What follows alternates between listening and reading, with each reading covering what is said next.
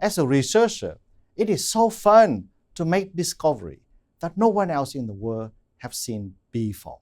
To find something out for the first time, like looking into the microscope with my student, seeing something that no one else has seen.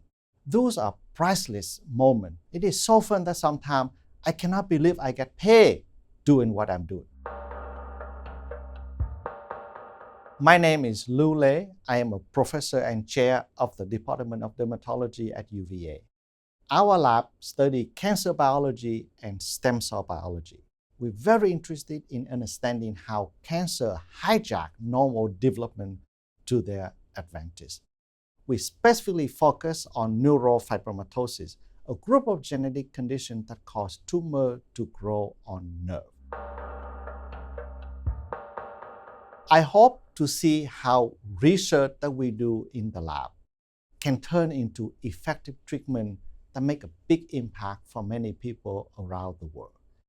Our lab has generated multiple novel models of neurofibromatosis to uncover its fundamental biology that we hope will lead to effective treatment for patients with neurofibromatosis.